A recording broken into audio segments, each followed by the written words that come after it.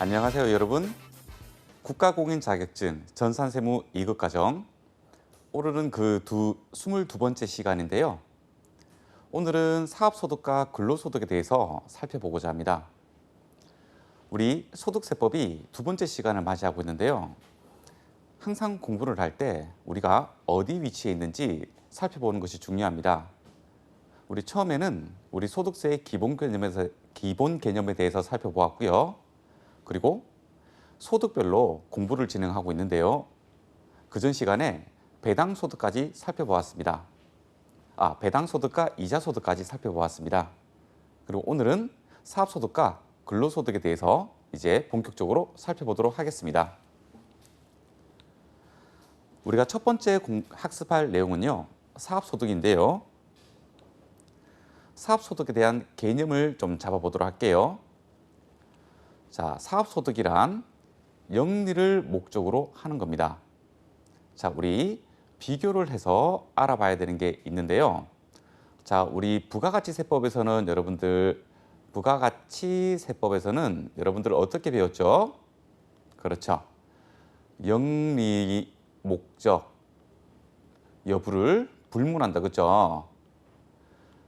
자, 우리 부가가치세법에서는요. 영리 목적에도 불구하고 우리 납세 의무자 또는 사업자에 해당될 수 있었는데요. 사업소득은 반드시 영리를 목적으로 사업을 해야 된다는 겁니다. 그리고 자기의 계산과 책임 하에서 그 사업 행위가 이루어져야 되는 건데요. 자, 이 자기의 계산과 책임 하에서라는 말이 이 사업을 운영하면서 어떤 위험과 그리고 보상이 본인 스스로에게 기속된다는 그런 의미입니다. 그리고 독립적인 위치에서, 자, 우리 부가가치세법에서도 독립성이라는 거 우리 배웠다. 그죠? 그 독립성을 우리 어떻게 그때 정의를 내렸나요? 그렇죠. 인적, 물적 시설을 갖춘 상태가 우리 독립성을 갖추었다. 이렇게 우리 공부를 했었잖아요. 그리고 이런 독립성을 갖춘 상태에서 자, 계속 반복적으로 행하는 활동을 통하여 얻은 소득을 우리는 사업소득이라고 하고 있습니다. 자, 만약 계속 반복적이 아니라 일시적이고 우발적으로 이루어지는 것들이라면 기타 소득으로 가세를 하고 있거든요. 자, 우리 후반부에 공부를 할 예정입니다. 자, 그래서 사업소득은 영리를 목적으로 해야 되고요. 그리고 자기의 계산과 책임 하에서 독립성을 갖춘 상태에서 그리고 계속 반복적으로 행하는 활동을 통하여 얻은 소득이라고 정의를 내려볼 수가 있습니다. 사업소득의 범위는요, 지금처럼 아주 광범위하게 많습니다. 자, 이런 것들을 외우는 것은 아닌 거죠. 그죠? 사업소득의 개념을 외워주셔야 됩니다. 자, 어떠한 업종이든지 자기의 계산과 책임 하에서 영리성을 갖추고 그리고 독립성을 갖춘 상태에서 계속 반복적으로 사업활동을 한다면 사업소득으로 분류가 되는 겁니다. 자, 이런 사업소득의 범위가 아닌 것은 이렇게 나오지는 않는 거니까요. 외우실 필요는 없는 거예요. 아셨죠? 사업소득의 개념을 좀 잘 알아주시게 되면 자, 이런 것들이 있구나라는 것을 알 수가 있을 겁니다. 자, 이처럼 사업소득의 범위를 소득세법에서는 열거를 하고 있는데요. 자, 그중에서 원칙적으로는 사업소득으로 가세를 해야 되지만 가세를 하지 않는 그런 사업소득도 있습니다. 자, 특이한 거기 때문에 여러분들이 암기가 필요한 부분이라는 그 어떤 느낌이 있는 거죠. 자, 어떤 것들이 있는지 하나씩 살펴보도록 하겠습니다. 자, 농지 대여 소득입니다. 외워야 됩니다. 여기 나오는 것들은요. 자, 농지를 대여했다. 그러니까 이 농지를 다른 사람이 사용할 수 있게끔 자, 우리가 어떤 임차료 같은 것들을 받고 대여를 해줬다라는 겁니다. 자, 이 농지를 작물 생산에 이용할 수 있도록 대여를 해주게 되면 전액 비과세를 해주고 있습니다. 자, 하지만 이 농지가 우리 공부상 그러니까 우리 강공소에 등록되어 있는 어떤 토지 대장이라든가 이런 것들을 우리는 공부라고 하잖아요. 그럼 공부상으로는 토지에 해당이 되는데 그러니까 작물 생산에 이용되는 뭐 전, 답 이런 걸로 되어 있는데 실질적으로 주차장 같은 용도로 우리가 대여를 해주게 되면 가세가 되고 있습니다. 자, 이런 표현들은요, 우리가 시험 문제 선택지 문구로 나오는 문구거든요. 그래서 여러분들이 기억을 해줘야 됩니다. 어떤 용도로 대여를 해줘야 된다고요? 그렇죠. 작물 생산에 한해서 우리가 대여 소득에 대해서 비과세를 해주고 있습니다. 얼마요? 전액입니다. 전액. 그리고 주택 임대소득입니다. 주택 임대소득. 자, 1세대 1주택이었을 때 이 1세대 1주택 하나에 그러니까 예를 하나 들어본다면 이런 경우에 해당이 되는 거예요. 자, 저희 집은 총 3인 가족으로 구성이 되어 있습니다. 제가 있고 배우자가 있고 저희 아이가 있습니다. 저랑 배우자랑 아이랑 다 합쳐가지고 한 주택밖에 소유를 하고 있지 않습니다. 그런데 어떤 직장이나 이런 문제 때문에 저희가 이사를 간 거죠. 이사를 간 집은 우리가 거주를 하는 집인데 자, 전세나 월세를 살고 있고요. 아직까지 우리가 이사 간 집 있죠. 그러니까 지금 비어 있는 곳, 지금 비어 있는 곳을 다른 타인한테 뭐 전세나 월세로 줬다는 거죠. 자, 그럴 때 내가 한 개의 주택을 보유하고 있으면서 전세나 월세를 준 거는 자, 전액 비과세를 해주고 있습니다. 아셨죠? 1세대 1주택 상에서 이렇게 대여를 해주게 되면 우리는 전액 비과세를 해주고 있습니다. 자, 하지만 한 개의 주택임에도 불구하고 그 한 개의 주택이 고가 주택에 해당한다면 여지없이 가세를 해주고 있습니다. 자, 그리고 만약 이런 경우도 있죠. 두 개 이상 소유를 하게 된다면 그때는 전액 가세되는 소득에 해당이 되는 겁니다. 자, 비과세되는 우리 주택 임대소득은 고가 주택이 아닌 한 개의 주택에 대해서만 우리가 전액 비과세를 해주고 있습니다. 자, 농가 부업 소득입니다. 자, 우리 농민들 같은 경우에는 농사를 지으시면서요, 약간의 여유 시간 또는 우리가 휴농, 그러니까 우리가 벼나 이런 것들을 전부 다 수확을 하고 나면 뭐 겨울에 우리가 잠깐 쉬는 시간을 가지잖아요. 자, 그럴 때 부업으로 어떤 특산물을 제작한다든가 또는 남아있는 방을 민박으로 제공한다든가 또는 전통차를 제조한다든가 뭐 여러 가지 부업을 올릴 수 있는 게 있잖아요. 자, 여기서 축산을 하게 된다고 하면 우리 전액 비과세를 해주고 있습니다. 하지만 아래에 이런 민박을 한다거나 또는 특산물이나 전통차를 이런 종류를 하게 된다면 자, 위에 축산소득과 합산해가지고 자, 요거 외워줘야 됩니다. 연간 3천만 원을 한도로 우리가 비과세를 받을 수가 있습니다. 자, 요거 숫자를 좀 외워줘야 됩니다. 축산만 할 경우에는 전액 비과세가 되지만 밑에 어떤 부업으로 하는 제조소득이 있다고 하면 연간 3천만 원 한도로 비과세를 해주고 있습니다. 자, 이번에는 전통주입니다. 자, 우리 술을 빚는 걸 얘기하는 거죠. 이 전통주의 제조소득도 우리가 비과세를 해주는 게 있는데요. 일단은 이 소득에 대해서 비과세를 받으려면 수도권 외의 지역에서 우리가 제조 활동을 해야 됩니다. 우선 지역 요건을 먼저 갖춰야 됩니다. 그런 다음에 지역 요건을 갖춘 상태에서 전통주를 제조해서 벌어들인 소득 중에서 자, 연간 1,200만 원 한도로 우리가 비과세를 해주고 있습니다. 자, 요 숫자도 좀 기억을 해줘야 됩니다. 자, 술은 1,200만 원입니다. 자, 그리고 어업소득입니다. 그냥 어업소득이라고 하는데요. 이 어업소득은 연간 5천만 원을 한도로 비과세를 해주고 있고요. 자, 그리고 요거 임목. 자, 임목을 벌채해서 그 임목을 양도를 했다. 자, 팔았다. 그럴 때 일단은 조른 기간이 5년 이상이 돼야 됩니다. 자, 키우는 기간이 5년 이상인 경우에 이런 벌채 양도소득에 대해서는요.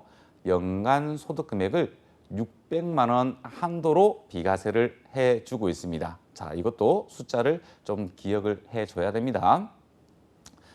마지막으로 작물 재배 소득입니다.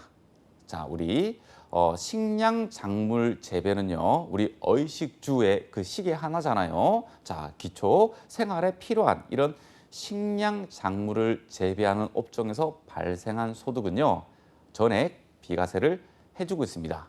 하지만 그 밖의 작물, 뭐 우리 꽃, 뭐 이런 것들이 있죠. 이런 것들은 연간 10억 원 한도로 굉장히 범위가 넓습니다. 그죠? 연간 10억 원 한도로 비과세를 해주고 있습니다. 자, 한 번씩 사업소득과 관련된 주제가 출제가 될 사항에서는요. 자, 선택지 지문 하나로 구성될 수 있으니까 여러분들이 뭐 이렇게 계속 깨끗하게 이렇게 암기를 할 수는 없겠지만요. 자, 이런 느낌은 가지셔야 되는 거예요. 네, 이런 느낌, 숫자 같은 느낌은 좀 가지셔야 되는 거예요. 그래서 우리가 이 선택지는 이 숫자가 틀렸어. 요 정도는 우리가 암기를 좀 해 주셔야 됩니다. 사업소득은 어떻게 과세가 되냐 하면요. 자, 원칙적으로 사업소득은 원천 징수 대상이 아닙니다.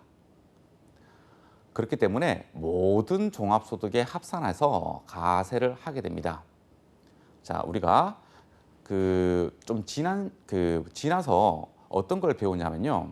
이제 종합소득세를 어떻게 계산을 하고 하는 거에 대해서 공부를 할 거예요. 자, 거기서 종합과세되는 소득 같은 경우에는요. 원천 징수가 되지 않은 소득들은 무조건 종합과세 대상으로 분류를 하고 있거든요. 자, 그래서 이 사업소득도 원천 징수 대상이 일단은 아닙니다. 따라서 종합소득에 무조건 합산해서 과세를 해야 되는 겁니다. 이게 원칙입니다. 하지만 예외가 있습니다. 이 예외는 사업소득임에도 불구하고 원천 징수를 두는 제도를 의미합니다. 자, 어떻게 우리 과세하는지 한번 보도록 할게요. 자, 크게 두 가지입니다. 자, 요게 첫 번째고요. 자, 요게 두 번째입니다.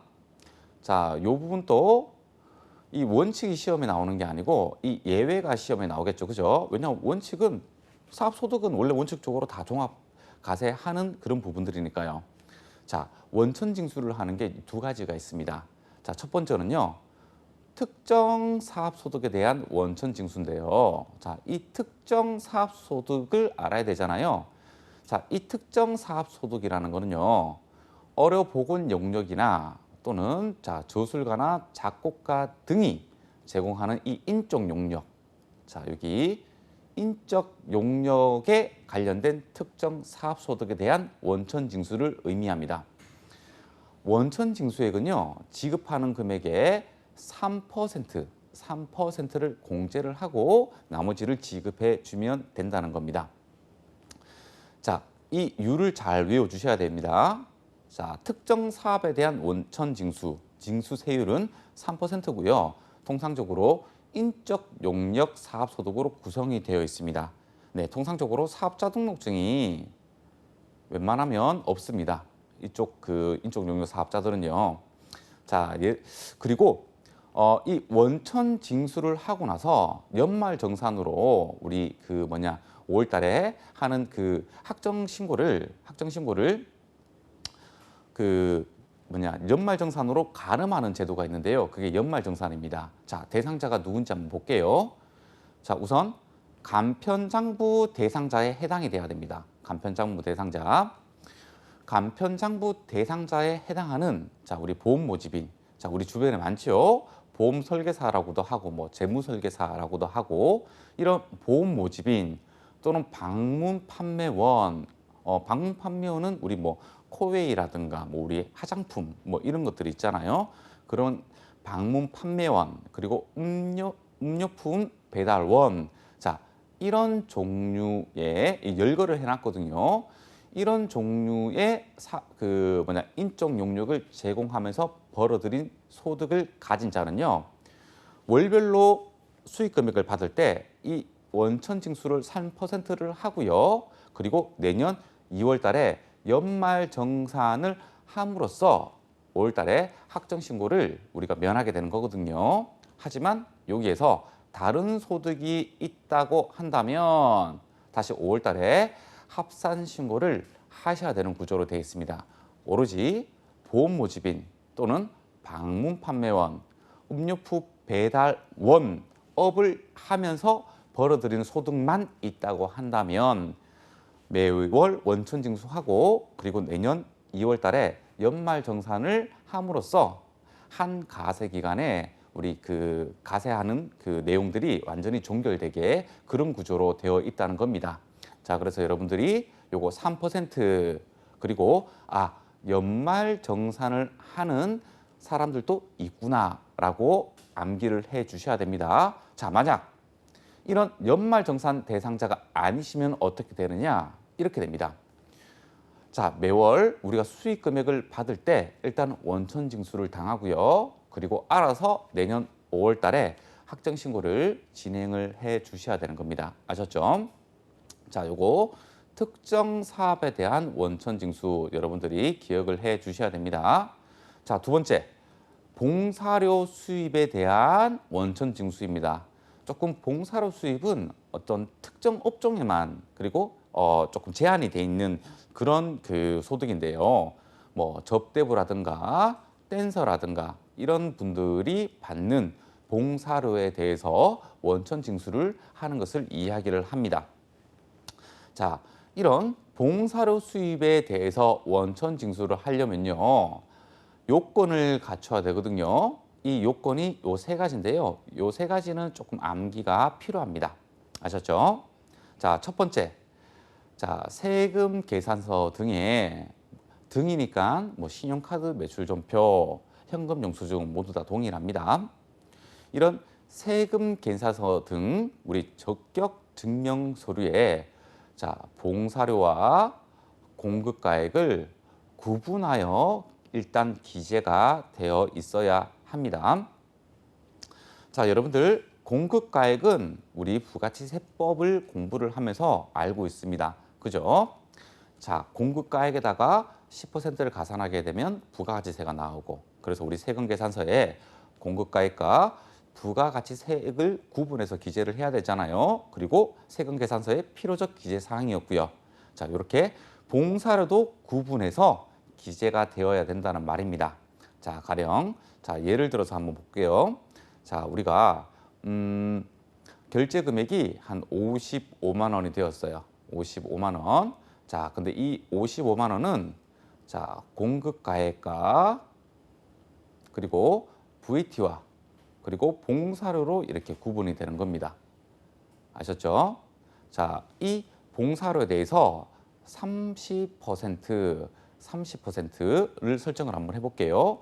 그래서 15만 원을 봉사료를 책정을 했습니다. 자, 그러면 15만 원을 차감한 40만 원에서 이 공급가액과 그리고 VT로 안분을 해주면 되겠다. 그죠? 자, 이런 식으로 공급가액, 부가치세, 봉사료 이렇게 다 구분 기재가 돼야 된다는 그 말입니다. 자, 봉사료가 반드시 구분 기재돼야 됩니다. 자, 두 번째, 구분 기재한 봉사료가 공급가액의 20%를 초과해야 됩니다. 자, 이상 아니고요. 공급 대가 아니고요. 발행 금액 아니고요. 결제 금액 아니고요.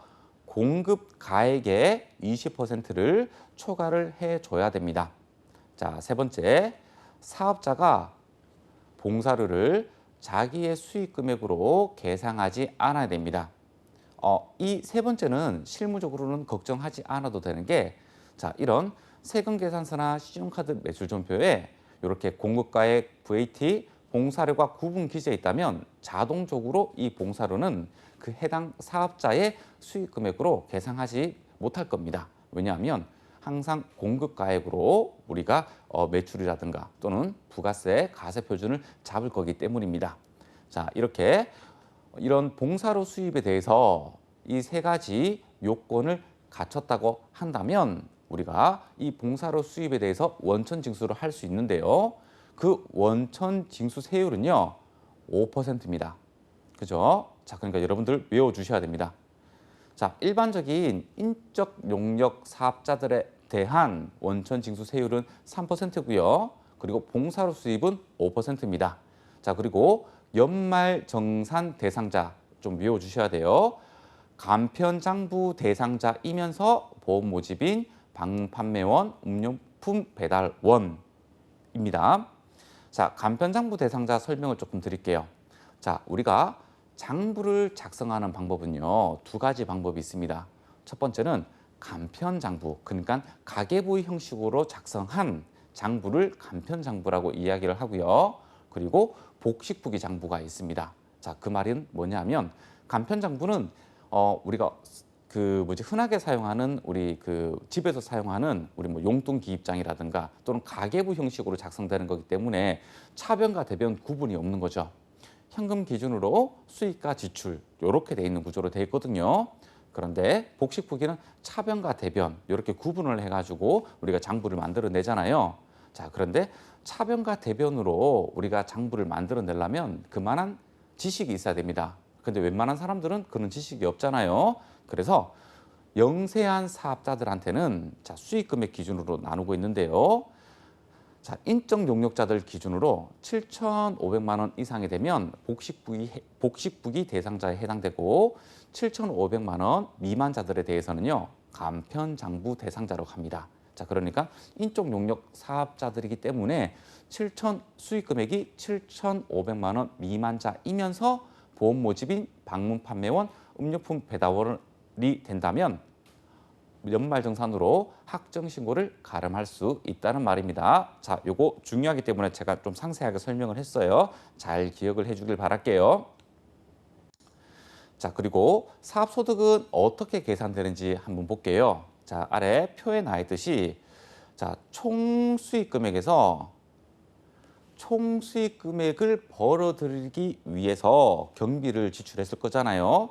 자, 그런 필요 경비를 차감하게 되면 우리는 사업소득 금액이라고 이야기합니다. 자, 물론 앞서 배운 비과세 사업소득은 제외가 돼야 되겠다, 그죠? 자, 그렇듯이 사업소득은 자, 해당 가세기간이 1월 1일부터 12월 31일까지다, 그죠?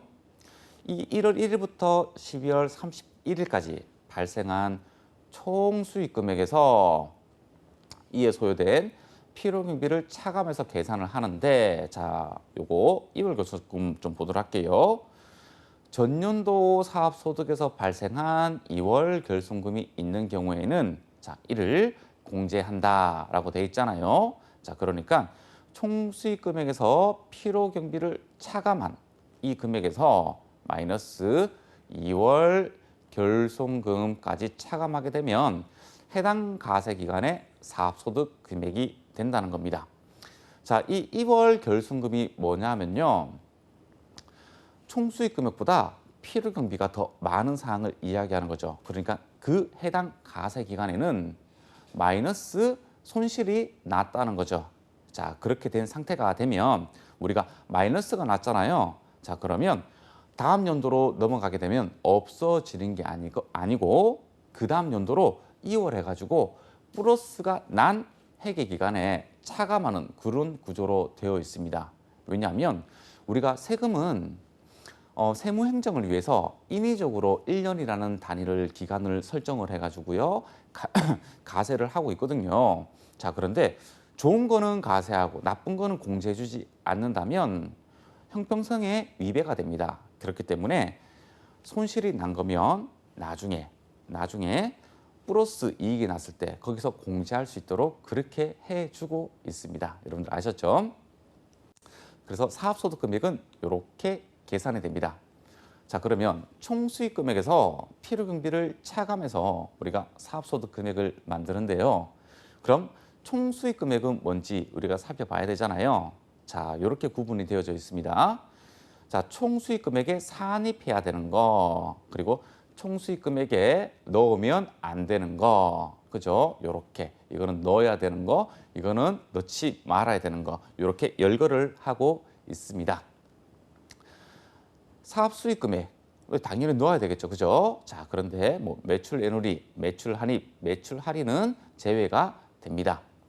자, 그리고 두 번째, 거래 상대방으로부터 받은 판매 장려금. 자, 요거 판매 장려금 우리 부가가치세법에서 우리 봤다, 그죠? 자, 요게 어떤 거죠? 자, 포함하지 가세 표준에서 포함하지 않은 금액이잖아요, 그죠? 자, 이게 우리가 받는 사람 입장에서는 사업소득에 가산을 해줘야 됩니다. 세 번째, 필요경비에 산입된 금액의 한입액입니다. 그 말이 뭐냐 하면 이미 필요경비 처리했던 것이 다시 거꾸로 돌아오게 된다면 총수익 금액에 다시 넣어서 계산을 하라는 겁니다. 그래야지 서로 빼고 넣고 0이 되잖아요. 자, 네 번째, 사업과 관련하여 받은 자산 수중이익 채무 면제 이익입니다. 자, 사업과 관련해서 받은 거야 돼요. 만약에 사업과 관련이 없다면요. 그러면 증여가 돼버린다, 그죠? 그리고 사업과 관련하여 생긴 보험 차익입니다. 만약 사업과 관련되지 않다면 우리 보험 차익 어디로 구분이 된다고 배웠죠? 그렇죠. 이자 소득에 해당이 됩니다. 맞나요? 그리고 퇴직 일시금 신탁의 이익, 분배금 이런 것들도 총수익 금액에 산입이 되고요. 가사용으로 소비된 재고자산입니다. 자, 요거 체크를 좀 할게요.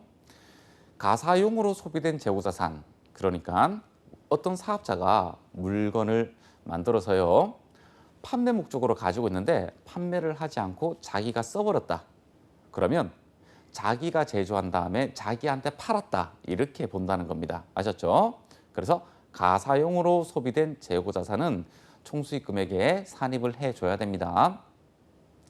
자, 요거는 중요합니다. 자, 요거는 제가 노란색으로 표시를 해놨죠. 요거는 좀 외워주셔야 돼요. 계정세법이기 때문에 그렇습니다. 복식부기 의무자가, 자, 복식부기 의무자가 일정한 수익 금액 이상의 사업자라는 얘기입니다. 그죠?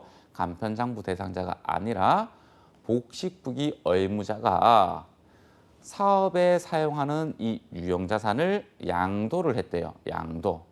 그러면서 발생하는 소득을 이제는 총수익 금액에 산입하라는 겁니다. 자, 사업용 유형자산 어떤 것들이 있을까요? 자, 우리 자동차도 있겠다, 그죠? 그리고 어떤 기계 설비 같은 것들도 있겠다, 그죠? 자, 이런 것들을 양도를 하게 되면 총수익 금액에 산입하라는 말입니다. 하지만 유의를 해야 되는 게 부동산은 제외가 됩니다. 부동산은, 자, 부동산은 왜 제외되느냐? 자, 우리 분류과세하는 소득이 어떤 게 있었죠? 그렇죠. 퇴직소득이 있었고 양도소득이 있었다, 그죠? 이 부동산은 양도소득의 대상에 해당되기 때문에 그렇습니다. 자, 그리고 뭐 기타 뭐 이런 것들이 있는데요. 자, 제가 여기 표에서 이렇게 기재한 내용들 같은 경우에는요. 조금 알아주셔야 되는 내용들만 제가 요약한 거기 때문에 여러분들이 수시로 보시고 느낌을 가지고 암기를 좀 해 주셔야 됩니다. 이제는 총수익 금액에 넣으면 안 되는 거에 대해서 살펴보도록 하겠습니다. 자, 통장에 소득세가 환급이 되었습니다. 돈이 들어왔다는 거죠. 자, 그렇다면 사업용 계좌로 돈이 들어왔기 때문에 일단은 총수익 금액에 넣어야 되는 게 맞습니다. 하지만 소득세 환급액은요, 우리 세법상 소득세, 우리가 소득세를 지출을 할 때 우리 소득세 비용이라고 하죠. 자, 회계상으로는 비용이 맞지만 우리 세법상으로는 인정하지 않습니다. 왜냐하면요, 이유가 있습니다. 소득세를 비용 처리를 하게 되면요, 다시 비용이 들어갔기 때문에 세금을 다시 산출해야 된다, 그죠? 또 산출을 했는데 다시 이 산출된 금액을 비용으로 넣어야 되잖아요. 그러니까 다시 또 소득세가 다시 계산이 됩니다. 자, 이런 식으로 계속해서 반복이 되겠다, 그죠? 자, 그러한 순환 논리를 끊고자 애초에 경배도 넣지 말고 환급되더라도 총수익 금액에 넣지 않는 구조로 되어 있습니다. 그래서 세금하고 관련된 거는요, 비용 처리도 되지 않고 다시 수익 금액에도 잡지 않는 그런 구조로 되어 있어요, 여러분들. 자, 이런 소득세 환급에 자, 총수익 금액에 들어가지 않습니다. 자, 그리고 부가가치세 매출세액입니다. 자, 요거 우리 부가가치세 매출세액은 어떤 성격이죠? 그렇죠. 최종 소비자가 부담한 부가가치세를 우리가 받아서 대신 납부하는 거잖아요. 그래서 예수금 성격입니다. 예수금. 그래서 우리는 매출세액을 회계 처리할 때 부가세 예수금이라고 그 계정을 사용을 해서 회계 처리하잖아요. 잠시 가지고 있는 돈이기 때문에 우리의 사업 수익 금액이 아닙니다. 그죠? 자, 부가치세 매출세액입니다. 자, 그리고 각종 세금들 전부 다 우리 환급을 받는다고 하더라도 총수익 금액에 산입하지 않습니다. 자, 이런 것들 환급 가산금까지요. 자, 이 환급 가산금이 뭐냐면 제때에 환급받을 금액을 받지 못한다면요, 이자 상당액까지 우리가 받을 수가 있거든요. 그것을 환급 가산금이라고 이야기합니다. 자, 요거 하나 외우도록 할게요. 다른 사업의 원재료 등으로 사용한 재고 자산입니다. 자, 그 말이 뭐냐면, 자, 요거랑 비교를 한번 해볼게요. 요거랑 가사용으로 소비된 재고 자산은요, 이제 공장 외부로 나간 거잖아요, 그죠? 그리고 만약에 우리가 책상을 제조해서 판매를 하는 회사라고 가정을 해볼게요. 자, 책상을 한 개를 만들었는데요.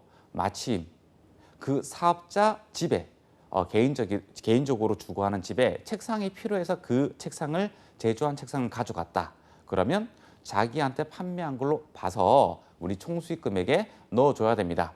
자, 그런데 그 제조 공장 내에서 우리 사무원들 책상이 없어서 그 책상을 사용을 했다. 자, 그러면 총수익 금액에 넣지 않는다. 뭐 그런 말들입니다. 그죠?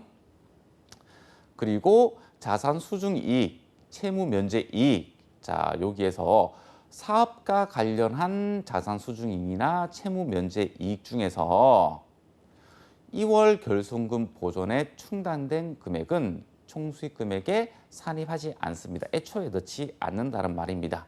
자, 2월 결손금 어떻게 된다고 했나요? 총수익 금액에서 필요경비를 차감한 금액을 사업소득 금액이라고 하는데 전기에 발생한 또는 전전기에 발생한 2월 결손금이 있다.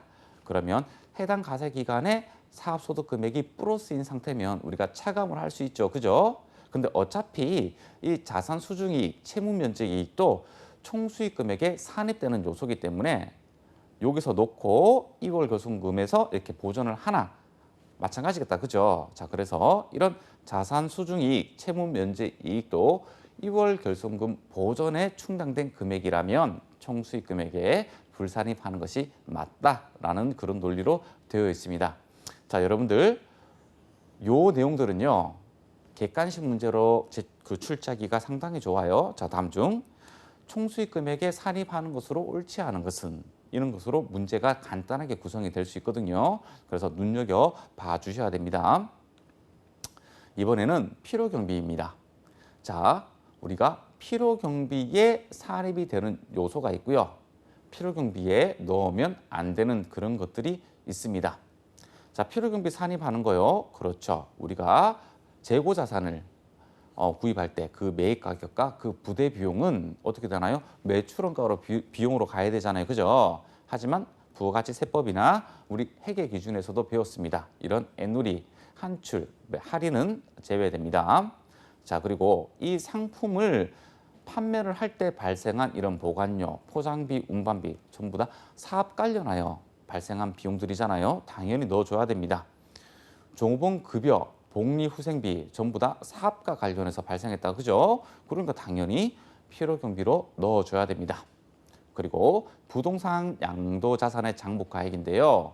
자, 우리 전문 건설업 등에 해당이 되는 건데요. 이 장부가액이 어떤 거냐 하면, 자, 우리 재무상태표를 우리가 작성을 할 때 항상 어떤 식으로 생겼나요? 자, 취득 가격이 있고 그 밑에 감가상각 누계액이 있고 그 감가상각 누계액을 차감하게 되면 그 해당 자산의 장부금액이라고 부릅니다. 그죠?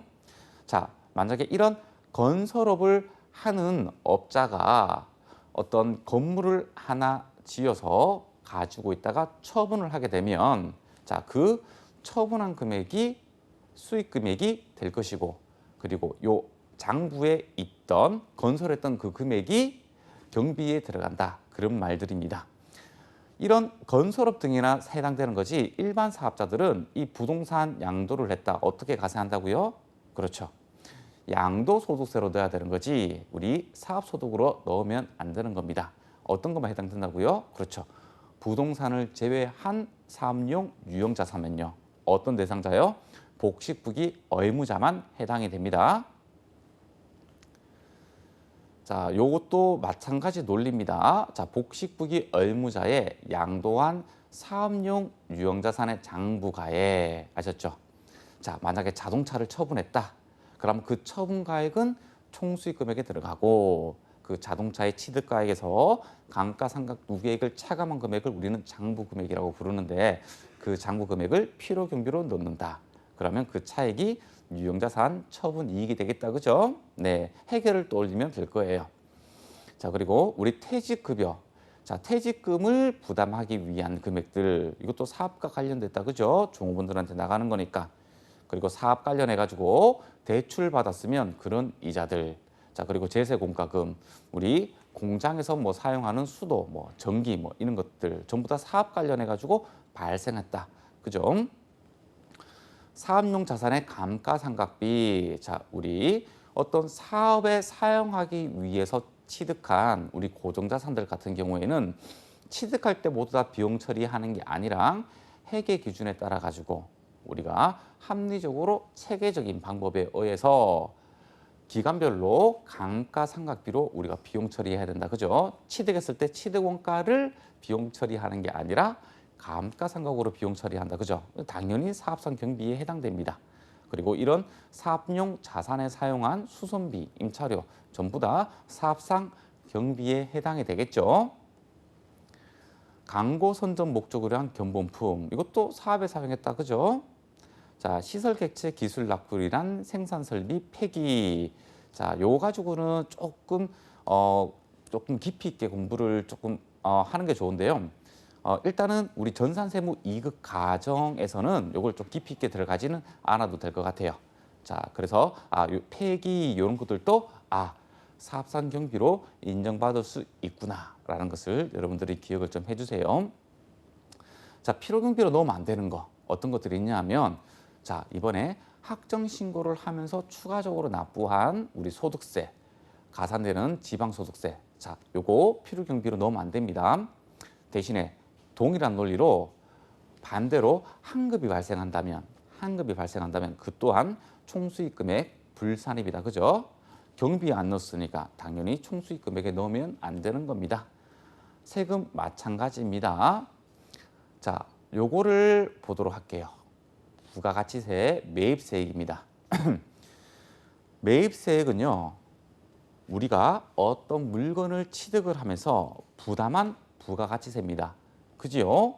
자, 그러면 이 매입세액은요. 부가가치세 계산을 할 때 매출세액에서 차감하는 그런 요소다. 그죠?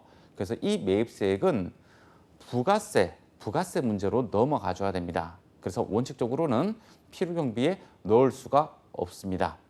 자, 하지만 이 매입세액을 필요경비로 넣을 때가 있습니다. 어떤 거요? 매입세액을 불공제 받은 사항이 된다면 우리 회계처리 떠올려 보면 돼요. 불공제되는 매입세액에 대해서 여러분들 그 취득가액으로 가산했지 별도로 부가세 대급금이라고 회계 처리하지 않았다. 그죠? 자, 그렇듯이 이 매입세액이 불공제되는 사항이라면 필요경비에 산입을 하면 됩니다. 즉시 비용 처리할 수 있는 거는 어떤 접대비나 이런 것들이 있겠다. 그죠? 자, 벌금, 가태료, 체납처분비 필요경비에 넣지 못합니다. 자, 어떤 분들은 이런 제세공과금 뭐 이런 성격으로 봐야 되지 않느냐? 그렇지 않습니다. 소득세법은 아무리 사업상 경비라고 할지언정 다른 법을 위법해서 발생한 이런 벌금이나 이런 그 가태료 이런 것들은요 경비로 인정해주지 않고 있습니다. 자, 그리고 대표자의 급여와 퇴직급여입니다. 자, 우리는 지금 개인소득세를 배우고 있잖아요. 해당 사업장이 대표자 자체입니다. 아셨죠? 그러니까 자기가 자기한테 급여를 준다. 자기가 자기한테 퇴직급여를 준다. 이런 논리는 형성되지 않겠다. 그죠? 자, 그래서 종업원들만 해당되지 개인 사업자의 그 급여와 그리고 퇴직급여는 인정되지 않습니다. 가사 관련 경비, 업무 무관 경비 마찬가지죠. 사업과 관련이 없잖아요. 그죠? 자, 감가상각비 한도 초과에 자, 우리 기업회계 기준에서는요. 이런 한도가 없어요. 하지만 세법에서는 손익을 조절하는 것을 방지하기 위해서 전부 다 어떤 제한을 걸어놨습니다. 자, 그것을 우리 한도라고 하는데요. 회계 기준상 우리가 감가상각비를 계산해 보니까 1,000만 원이었어요. 그런데 세법으로 계산해 보니까 800만 원이었거든요. 그러면 200만 원이 초과했잖아요. 그거 경비로 인정하지 않겠다는 겁니다. 그리고 이런 것들이 있습니다. 뭐 건설 자금이자, 채권자 불분명한 사채이자, 뭐 선급 비용은 자산 성격이니까 당연히 안 되는 거고요. 아셨죠? 자, 그리고 요거 하나 더 체크할게요. 업무와 관련해서요. 고의 또는 중과실로 지급되는 손해배상금입니다. 만약 고의나 중과실이 아니라면 이런 손해배상금도 경비에 넣을 수 있다는 말이 되겠다. 그죠? 업무와 관련해서 고의나 중과실로 잘못을 해가지고 지급되는 손해배상금은 필요경비에 산입을 할 수가 없습니다. 자, 이제 두 번째 주제, 근로소득에 대해서 학습을 한번 해보도록 하겠습니다. 자, 근로소득의 개념은요. 첫 번째, 고용관계에서 발생이 돼야 됩니다. 그죠? 그 말은 종속적인 지위에서 근로를 제공을 해줘야 됩니다. 자, 사업소득은 어떻게 되었나요? 자기의 계산과 책임하에서, 그죠? 하지만 근로소득은 종속적인 지위에서 이 고용관계를 했다는 말이 고용관계가 있다는 말이 종속적인 지위를 가지고 있다는 거다. 그죠? 자, 이런 상태에서 근로를 제공하고 지급받았다면 명칭이나 지급 방법을 묻지 않고 전부 다 근로소득으로 보겠다라는 그렇게 됩니다. 자, 근로소득의 범위인데요. 사업소득의 범위는 우리가 암기할 필요가 없겠지만 근로소득의 범위는 암기를 조금 해야 됩니다. 중요합니다. 그리고 네, 자, 첫 번째 개념하고 똑같습니다. 자, 이런 성격과 유사한 성질의 급여 맞죠? 자, 이제부터 암기할 요소가 나옵니다. 자, 법인의 주주총회 등 얼결 기관의 결의에 따라 상여로 받는 소득. 자, 우리가 주주총회를 하면서 회사의 성과에 기여한 자들에게 잉여금을 처분하면서 지급하는 상여금을 얘기하는 겁니다. 이것도 이렇게 되겠다. 그죠? 명칭을 불문한다. 그죠? 법인 세법에 따라서 상여로 처분된 금액. 자, 우리 이것을 인정상여라고 이야기합니다. 인정상여. 자, 어떤 것들이 있냐 하면 이런 것들이 있습니다. 자, 제가 회사의 자금으로 개인적인 어떤 물건이나 그런 거를 샀습니다. 자, 그렇다면 개인적으로 회사의 자금으로 샀지만 제 개인적인 목적으로 구매를 한 거잖아요. 자, 그 사실을 회사가 안 거죠. 그래서 자, 회사 자금으로 너의 개인적인 용도로 사용했기 때문에 너의 소득으로 봐야 된다. 그래서 결산을 하면서 자, 그 금액을 그 종업원의 상여로 처분을 한 사항을 우리는 인정상여라고 이야기를 합니다. 아셨죠? 자, 그리고 퇴직으로 인하여 받는 소득 중에서 퇴직 소득에 속하지 아니하는 소득입니다. 자, 요게 요거랑 관련이 됩니다. 요거랑 요렇게 같이 암기를 하시면 돼요. 자, 임원 퇴직급여 한도 초과액이라는 게 있는데요. 자, 우리가 퇴직급여를 이만큼을 지급을 했어요. 자, 그래서 100원을 퇴직급여로 지급한 사항입니다. 자, 그런데 세법에서 계산을 하니까 70원밖에 되지 않는 거예요. 자, 그래서 70원까지는 퇴직소득으로 보고요. 70원을 초과한 금액은 근로소득으로 본다는 겁니다. 아시겠죠? 한도 초과액입니다. 퇴직소득에 속하지 아니하는 소득. 그러니까 이 한도 초과액도 퇴직소득에 속하지 않는 근원소득이 될 수가 있고요. 그리고 퇴직위로금, 뭐 여러 가지 명목상 받는 금액 중에서 퇴직금으로 볼 수 없는 그런 금액들도 해당이 된다는 겁니다. 자, 여기는 임원만 해당되는 거예요. 근데 요 위에는 임원, 종업원 구분하지는 않습니다. 자, 그리고 종업원 등이 지급받는 직무발령보상금. 자, 이것도 근로소득에 해당이 되는데요. 다음 슬라이드에서 배울 거지만 비과세 근로소득 그쪽에도 포함이 되는 거예요. 그래서 비과세 근로소득을 초과하는 금액에 대해서는 근로소득으로 보고 있습니다. 자, 그리고 주식 매수 선택권입니다. 자, 우리가 그 회사에 재직을 하면서 자, 주식 매수 선택권, 우리 스탁 옵션이라고 얘기를 하죠. 이런 주식 매수 선택권을 자, 요거는 재직 중에 해야 됩니다. 자, 재직 중에 행사하여 얻은 이익은요. 근로소득에 해당이 되고요. 자, 만약에 퇴사를 한 상태에서 행사를 했다. 그러면 기타 소득이 되어버립니다. 아셨죠? 주택을 제공받음으로써 얻는 이익. 자, 이게 우리 사택을 이야기합니다. 사택. 자, 그런데 이 사택을 제공받음으로써 얻은 이익을 근로소득으로 보는 경우는요.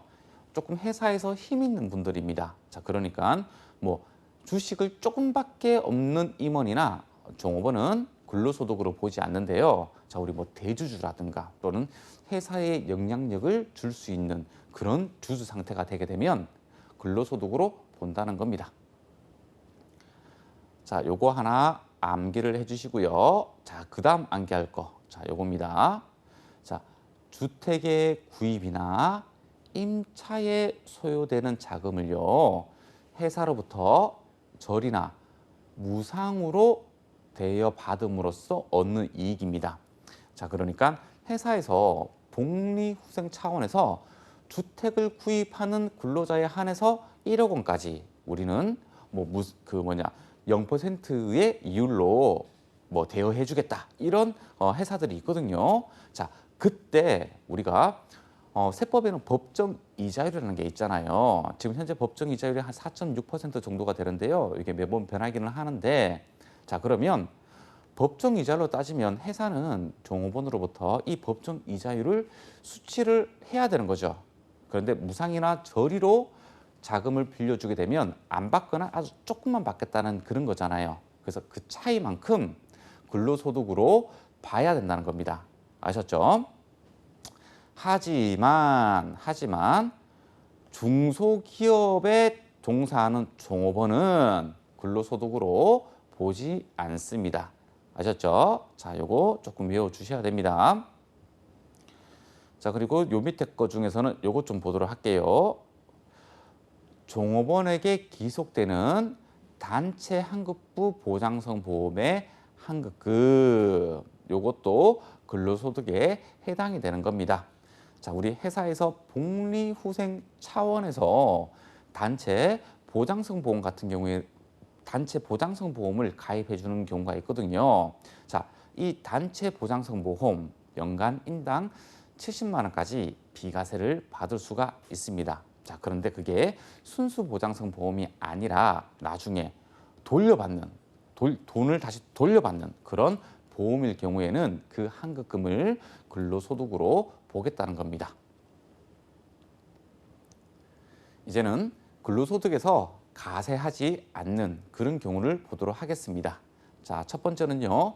경조금입니다. 경조금. 회사 복리후생 차원에서 자, 우리 생일자들은 뭐 10만 원짜리 상품금을 제공한다. 자, 이거는 사회 통념상 타당하잖아요. 그죠? 네.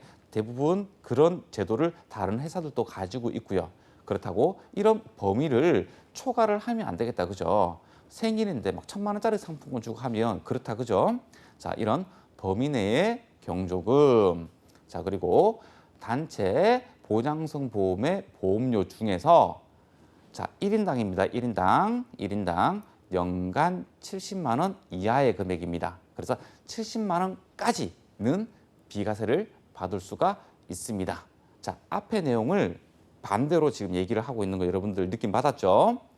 그리고 주주가 아닌 임원, 그냥 순수 임원이다, 그죠? 주주가 아닌, 그리고 아니면 조금만 가지고 있는, 주식을 조금만 가지고 있는 주주거나 또는 종업원이 사택을 제공받음으로써 얻는 이익, 이것도 우리 근로소득으로 보지 않겠다. 또 하나, 중소기업의 종업원이 절이나 무상으로 자금을 대여받는 경우, 그렇죠? 중소기업이다, 그죠? 중소기업. 그러면 가세하지 않겠다라는 그런 내용들입니다.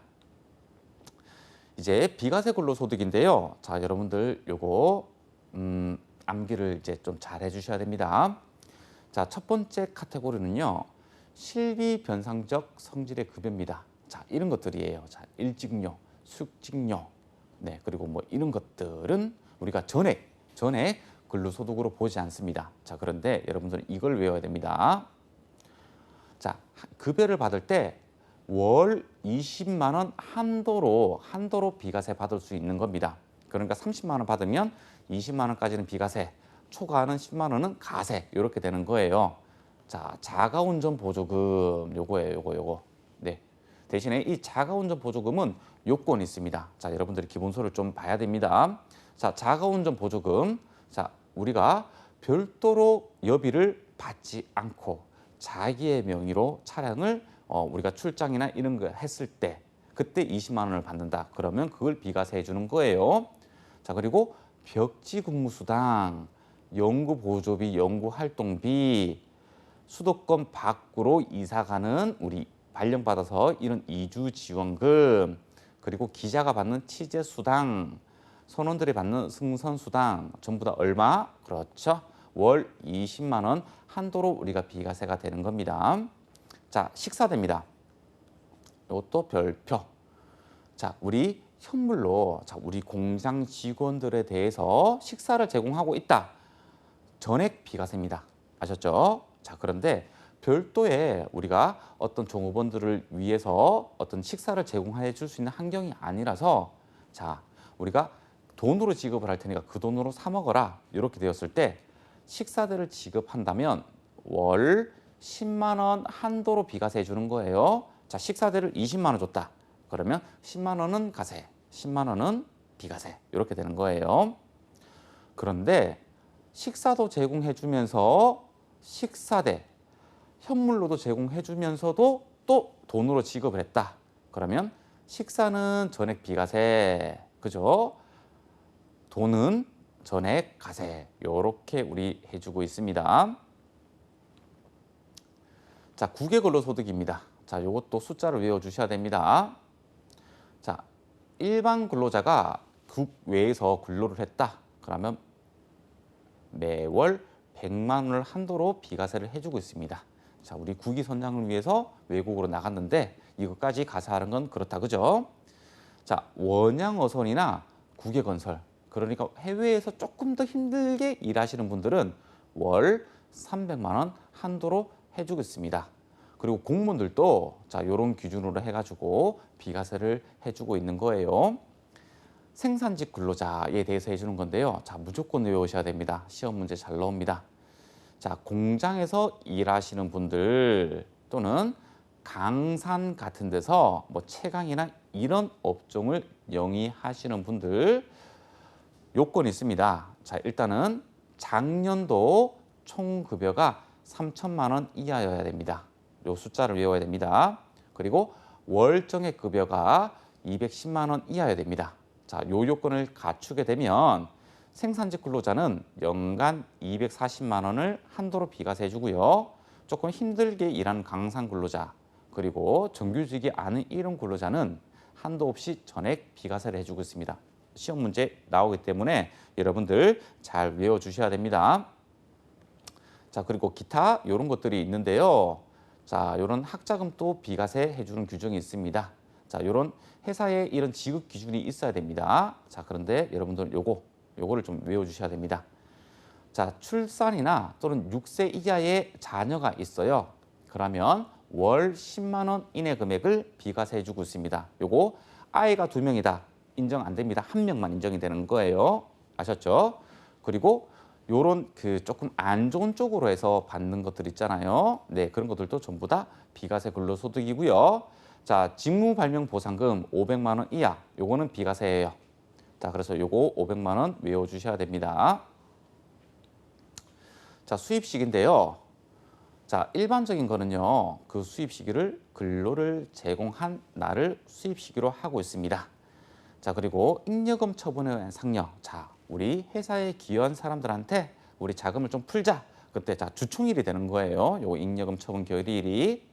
자, 인정상여 근로를 제공한 날. 주식 매수 선택권 행사한 날에 속하는 연도에 하면 되겠다. 그죠? 자, 그리고 샤이니 보너스. 자, 우리 그 일시금으로 우리가 스카우트 해가지고 주는 것들이 있다. 그죠? 그거 근로기간 동안 안분을 하면 됩니다. 자, 그리고 나머지 금액은 여러분들이 천천히 읽어보시면 이해를 하실 수 있고요. 자, 이런 것들을 조금 눈여겨서 좀 봐줘야 됩니다. 자, 근로소득의 과세 방법은요, 간단합니다. 자, 매월 소득세를 지급할 때 원천 징수를 하고 연말 정산을 하고요. 다른 소득이 있게 되면 확정 신고를 하게 되면 됩니다. 자, 일용 근로자는요, 분리과세로 종결이 되고요. 일당 15만 원까지는 납세 의무가 전혀 발생되지 않습니다. 그래서 이런 것들 외워줘야 됩니다. 자, 일용 근로자의 세율입니다.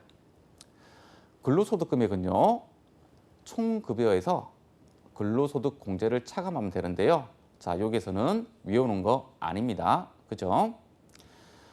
자, 오늘은요, 우리가 사업소득하고 근로소득을 살펴봤는데요. 자, 사업소득은 시험 문제에 조금 빈출되는 부분이 많기 때문에 조금 관심을 가져서 공부를 조금 해 주셔야 되는 거예요. 자, 오늘도 학습하시느라 수고 많으셨습니다.